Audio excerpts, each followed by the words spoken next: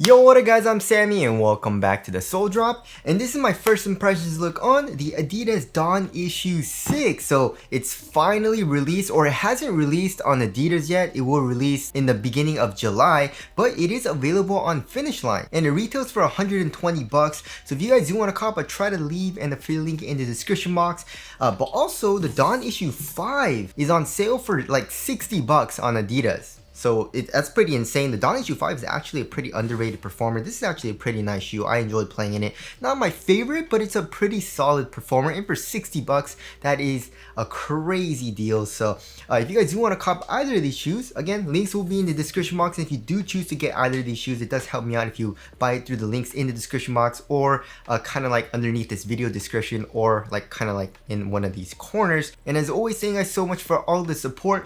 But yeah, we've known what the D.o.n issue 6 is going to look like, and also the tech, for like the past year. So yeah, it's finally kind of come out, and obviously this is Donovan Mitchell's signature shoe. But yeah, his signature shoe line has been very not good in my personal opinion. I really didn't like the 1. The 2 was very heavy and bulky. The 3 was okay, didn't really like it all too much. But the 4 was pretty solid. The 5, again, I really liked. And then the 6, right now, I am liking a good amount so far. It really surprised me, right? So anyways, let's get it started off with the Tracciones. And in this colorway, we have pretty much a fully translucent outsole. It is a decoupled outsole as well, meaning it is separated here in the midfoot. So we have one pretty much big pod of outsole here in the forefoot and one here in the heel, right? And also it's pretty much a circle traction pattern. So it kind of starts more on like the lateral side of the shoe, which is weird. It usually starts where the ball of your foot is. But anyways, it kind of circles out, and there's also like these curved lines, right? 2 curved lines here in the forefoot and also here in the heel, and it same thing, it circles out here in the heel too. So it's a pretty interesting traction pattern. But how does the traction feel so far? It feels really freaking good. It has a really hard bite. And also, by the way, I did play in this shoe once, literally today, and I pretty much just came back from the gym like a couple hours ago. So right when I first got it, I tried it on my wood floors, amazing bite. And I'm I really like that, of course. And then I tried it on the wood floors at my gym, LA Fitness, of course, and it was biting pretty dang good as well. I was very surprised because Donovan Mitchell's kind of like shoes haven't been very great for traction, you know what I mean? So that's of course a very good thing. So yeah, I mean, I definitely feel like Adidas is trying to come back with their hoop shoes. And of course we got the AE1, amazing performer, the Hardens. Dame 8, not a huge fan of, but the Dame 9 is supposed to be coming out soon, and hopefully that's an amazing performer as well. They're trying to make a comeback, right? But yeah, amazing bite so far. Just from my first play, it did pick up a little bit of dust, however, but not as much dust as my other shoes. Like for example, I was playing my Luka 3s, and the Luka 3s were freaking picking up a lot of dust, guys, like just a lot. I had to wipe a lot. Like once I wiped, I had an amazing bite with my Luka 3s, but it was just picking up a lot of dust. The D.o.n issue 6, it was still picking up a little bit of dust, but it was picking it up a lot less frequently than Luka's, and also it was also a pretty easy wipe, right? So we'll have to see on if it gets better on dust performance, but it doesn't seem like it was terrible or anything, right?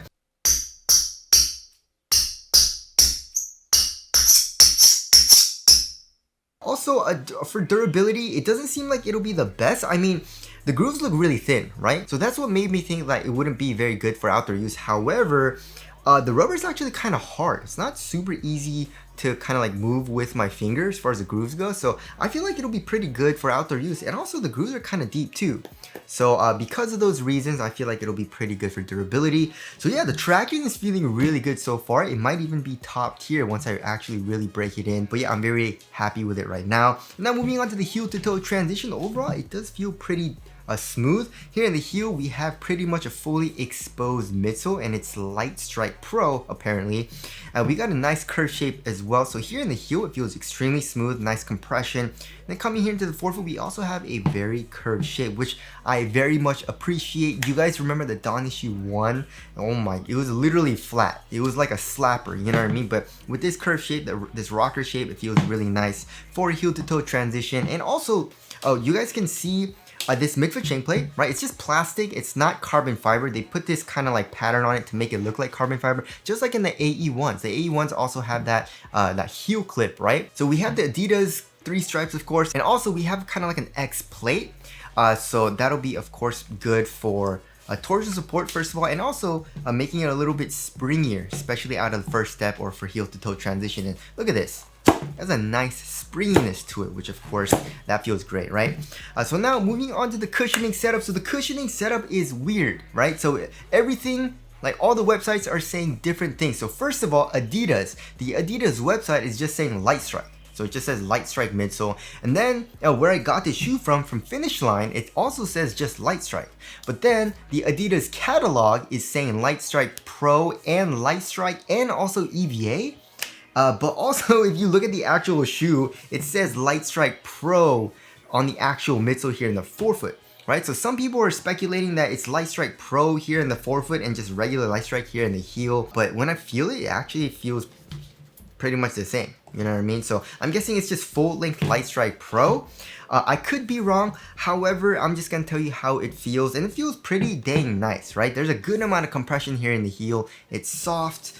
So I really like that, and Light Strike has a little bit of rebound back, a little bit of bounce, which is also great. One thing I don't like about the cushioning setup, however, is that the court feel is not that good, right? So like I said, I was playing the Luka 3s and also these and the AG4 Soar SE, and these are pretty high up off the ground. Like the AG4 Soar SE has really good court feel. The Luka 3s have pretty good court feel as well. And then when I switched into these, I definitely felt like higher up off the ground, especially here in the heel. There also seems to be a pretty high offset as well. So I'm not a huge fan of that. I wish they would have made it a little bit lower to the ground like the Hardens and the 81, but maybe they wanted to make the Dawn issue 6 a little bit more cushioned, right? Which makes sense. Also for step and comfort, it's pretty nice as well, right? So first of all, the insole is pretty trash. You know, they give us their patented paper stock Adidas insole, which is very, very thin, doesn't really do anything. But underneath that, the actual strobo board is actually like this like foam strobo board. And then when you press it with your finger, and there's actually a good amount of give, and it feels really comfortable. It's not as soft as like a soft mesh strobo board or anything like that, but I definitely like this foam strobo board that they're using. And then underneath that, of course, we have the Light Strike Pro, right? So you can feel a little bit of compression in the heel and also in the forefoot for underfoot cushion, which feels good too. So the overall cushioning setup I really do like. It's just the only thing I don't like about it is the lackluster court feel, right? So there's that. Moving on to the upper. So we have a textile upper, and it's extremely thin, and I definitely feel like it's a huge upgrade in my personal opinion versus the Dawn Issue 5 with this synthetic material, right? This is super supportive. Once you break it in, it does get a little bit softer, but it's a little cumbersome. It's a little rigid, you know, comparing it to like, of course, a textile or a mesh. And they made it so much thinner here in the Dawn Issue 6. So yeah, just look at how thin it is here in the toe box, right? And also we have this synthetic material, right, going around the edge of the toe box for extra durability and support. And yeah, it definitely feels a little bit stiffer there. And also if you do toe drags, you're gonna be covered, right? Also, it is a 3M, so that's a nice little touch.